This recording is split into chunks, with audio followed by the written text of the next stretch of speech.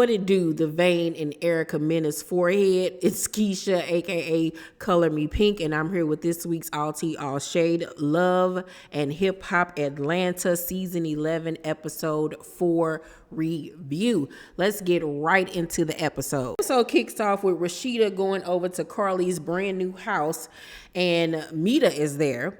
And Karlie thinks that she coming over like to view the house. Rashida could care less about seeing that house, child. Rashida was like, let's go in here and talk. And so Rashida confronts her about moving across the street from Spice, even though Spice told her she didn't want that to happen. And Karlie then brings up the fact that her granny just died and her mama's in the hospital, possibly dying. And Rashida was like, I'm so sorry to hear about all that. But what does that have to do with this? It's not a funny situation. But Karlie always likes to play victim and act like, I got so much going on and don't nobody care. Like, that ain't got nothing to do with the fact that you moved across the street from this lady knowing she did not want you to move there. Like, what? So then Karlie says that she was planning on building there before Spice ever mentioned it, and this was back in 2020. And then she calls a real estate agent. The real estate agent says that she's telling the truth, and Karlie get the nod in her head. I told you, I don't lie. And Rashida just standing there like, you done? Because I've been around you now for 11 seasons, 11 years, and I know you for your works, honey. It's not working on me. And she basically just left it at that and left. And really nothing was accomplished. It was just funny more than anything. So after that, we go and we are at South by Southwest, and Erica Banks is there. She's performing, as well as Amy Luciani. This is both of their first time performing there. Khaotic is there, and Amy and Khaotic end up running into Erica Banks, who's in like her performance outfit. She has on like this pleather leotard with her booty cheeks out and everything. I mean, she looked sexy. She got a great body. I'll give her that. Erica Mena is also there. She's, I guess, just coming to, support the girls' performances, as well as Scrappy, who is there or whatever. And it's Erica Mena, Erica Banks, and Khaotic, and they're all talking. And Erica Banks and Khaotic end up telling Erica that Mama D said that Diamond might be pregnant by Scrappy. And she like, nah, that can't be true. Maybe she ain't take her meds or something that day. Like, what? She was like, how would I possibly be able to go back and tell my friend some news like this? Like, this will absolutely crush her. And Khaotic was like, well, look, if you go back and tell her anything, just don't say you found out from me. If you do say it, let it be known that Mama D said it to me and Amy, and then Amy went and told Erica, and then Erica now telling you. You know what I'm saying? Just don't say that it came from me, because she already ain't feeling me for real. But I'm like, Khaotic, you got a mouth like a little woman. You do run around spilling the tea a little bit too much. You know what I'm saying? That would be a tough thing to go and tell your friend when she's already going through a divorce and a hard time with her soon-to-be ex-husband who ain't helping her out financially. But then you could possibly have your ex-girlfriend pregnant. Girl, that's the type of stuff that'll get you shanked, all right? Okay? Even though we know Diamond's not pregnant by him, but still, like, that would be a good punch. It's already bad enough that she know that they back talking to each other. But to find out some news like that, them fighting words, child. So then we go to Sierra, who is sneaking, moving out of her house that she shares with her husband, Eric. She got her mama there, her friend there, and people helping move. And the mama's like, what is going on? What is it that you're not telling us? And Sierra was like, all right, F it, y'all. I'm married. Me and Eric married. Let's go into this week's rendition of Keisha's Theater, okay? Let's go. So the mama says, When we got into it, that bad argument in Tulum and everything went left. I wasn't talking to none of y'all and I kind of felt like I was isolated. Then Sierra says in her confessional, last year I got into a really bad altercation with my family and the situation did push me closer to Eric. I felt like it was us against the world, like on some Tupac stuff. So back in the scene, Sierra says, I felt all alone. I really did. He was doing what y'all wasn't doing. Like, he was there for me. He was in my corner. So are y'all separating? Mama, I'm leaving and I'm gonna get a divorce. I want my life back. So then Eric walks into the house looking disheveled. He ain't shaved or nothing. And I didn't realize how hippie he was. He got some hips on him and his thighs rubbed together, but okay. So Eric is like, yo, what's going on? How did you even know I was here? This is our house. When I told you I was leaving, did you think it was a joke? Yo, I should be the one leaving. You know, I done spent, $10,000 on a house note that I ain't even want, and now she leaving me? Yo, you're no different than the other girls I've dealt with. And you're no different than the guys I dealt with. You've been dealing with rap Negroes, and you said you never would. You lied, and I found out from your sister. Yo, I saw the text messages and everything. You sending this dude pictures and this dude telling you how to leave your husband. You are a woman of God and you cheated. You started it. What about the P pictures though, Eric? What about the P pictures that you got? Down here looking like an 80-year-old man. And scene. Baby, like they are both so childish. You cheated first. No, you did. Like, what is going on? What is happening? First of all, it's the fact that you sneaking moving. Like, how old are we? It's the tit for tat. She sure didn't deny when he said that she was talking to some rapper. I want to know what rapper it is, child. I want to know what turns you on. Yeah, I like to know. I want to be the one you want. I don't know the rest of the words. I don't even remember. But yeah, I want to know. And then the fact that he found out this information about her talking to a rapper from her sisters. Now I see why she don't get along with them heifers. Because how you gonna out me? How you gonna out me to my husband? Yeah, I wouldn't mess with them neither because they some haters. You gonna tell on me? What type of crap is we on? But then again, I do feel bad for him because, he wanted them to live like, wasn't it that season that he was looking at like condos, penthouse apartments or whatever the case may be, really nice, but she wanted a house really, really bad.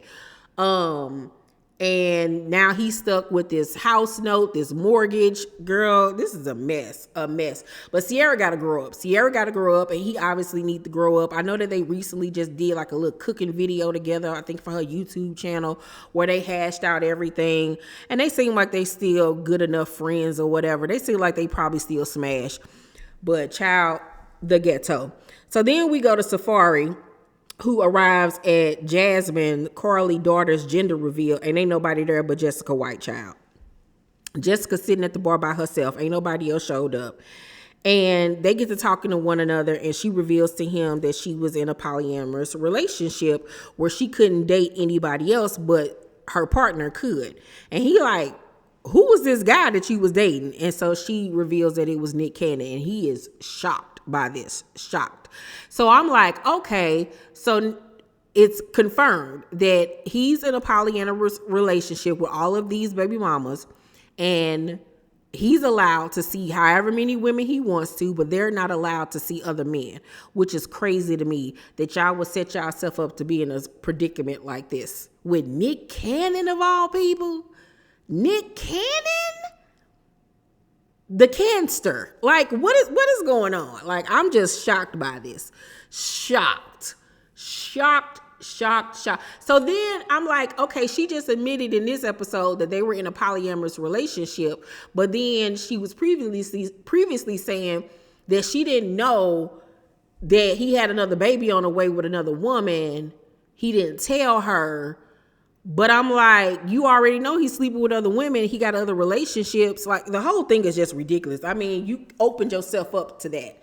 You know what I'm saying? So I don't really know how bad I can feel for Jessica in this instance, because you let Nick Cannon tell you can't date other men, but he can see however many women he want to. Girl, I wish.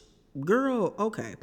So Karlie finally arrives and starts to cry because everybody mad at her and don't want to deal with her and her nonsense, when really she made herself cry to gain sympathy from Spice, because Spice is mad at her and really wasn't talking to her. But then on the other flip side, I'm also wondering too, like, okay, Spice, you ain't seeing it for her right now, but you came anyway. Now, I understand that you came for her daughter because you really like her daughter and y'all have a really great relationship.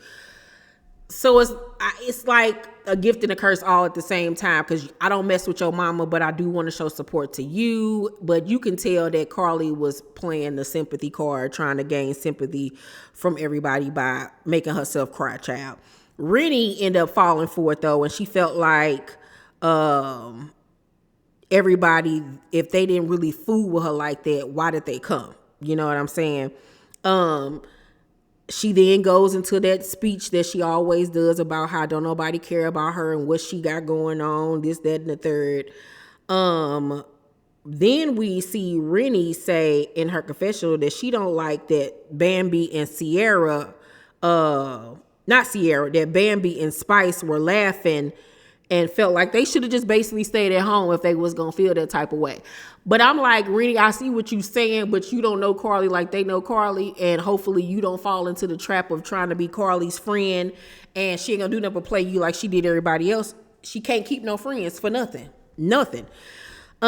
So then Meda asks Spice to talk, and I don't understand why Rashida joined the conversation. Was she there to mediate? I didn't understand why she walked over there with them, but they have the conversation, and Spice was like, I don't like how you're all buddy-buddy with Karlie, and you know what she did to me.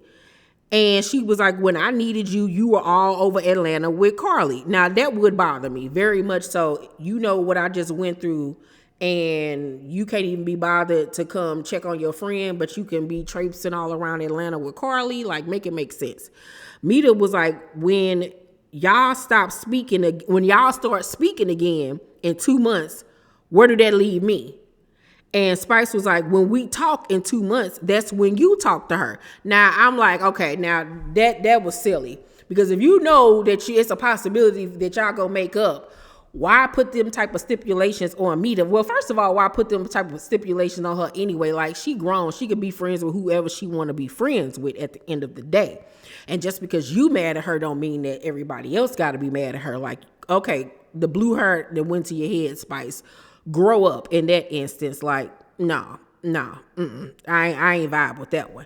So then we go back to South by Southwest, and Erica pulls Scrappy outside to talk and says, you know how I always tell you I have faith in you and Bambi. And he was like, you have faith, but you're on Bambi's side, and I know that. Like, he's accepted that it's all good. And she was like, don't do me like that, Scrap. You my brother. And in his confessional, he was like, you know, I told Safari how wrong he was. And I was on Erica's side for a long time. And the fact that she just takes Bambi's side over mine, and I've known her the longest, I feel like she's thinking about her own life and reflecting it on Bambi. And I do agree with Scrappy that I do feel like in this instance, Sierra and Erica, all of them are putting their own relationship stuff off on each other's relationships, because they all dealing with trifling men, to be honest with you. But all of them, included the girls, ain't no saints either. Like, y'all all silly, childish, manipulative, and the list can go on. And I can see where Scrappy was coming from, like, because he was supportive when it came to Erica's feelings regarding Safari and trying to talk to him and, you know, get on him about being a better husband, this, that, and the third. We will never forget the scene when she found out that she was fully divorced and found out how much child support she was going to get. She cried in Scrappy's arms. You know what I'm saying? Now, that doesn't mean that as his quote unquote sister and friend, she can't tell you when you're wrong. You know what I'm saying? But I also feel like she does need to either just be out of it completely and let them handle their own scandal, or let them both know, hey, you ain't doing this right, you ain't doing that right, both of y'all wrong, whatever. You know what I'm saying? Because Bambi ain't no angel. We all know that. So I honestly feel like she should just mind her business. That's my opinion. So Erica gets to saying either you gonna fight towards our relationship and try to save it or not. Scrappy gets upset and like, save it or not? Like, you don't know how she talks to me. Like, you're not there to see everything. You're just going off by what she says. And Erica was like, is that why you got Diamond pregnant? And he was like, what? He was like, so you just believe anything? And he was like, you can ride with your friend all day, but I'm a real, you know, dude at the end of the day. And Erica is upset, crying. I'm like, why are you crying? Like, you ain't his wife. Like, what is going on here, people? Like, everybody just needs to mind their own business. That's my firm opinion on the whole situation. But I see things from both Bambi and Scrappy sides. I think that they're both in the wrong, to be honest with you. One may be more wrong than the other, but at the end of the day, they both have contributed to the failure of this marriage. And I think that Erica and Sierra and them need to mind their business and handle their own scandal and stay out of theirs at the end of the dang on day. Y'all let me know what y'all think down below in the comment section about this whole thing. But the one thing I will say, Scrappy dead wrong for putting that girl in the position to not be able to keep their household and not helping her with their bills. Now that is a whole nother level of trifling that I can never co-sign or get, you know, or go up for. Like, that's trifling. That's trifling because you affecting your kids, you know, with that type of stuff. Like, that's horrible. That's just nasty. But anywho, let's talk about the episode down below in the comment section. You guys make sure to thumbs up this video, like and subscribe, and hit that notification bell button. I love you guys, and I'll see you on the next video. Bye.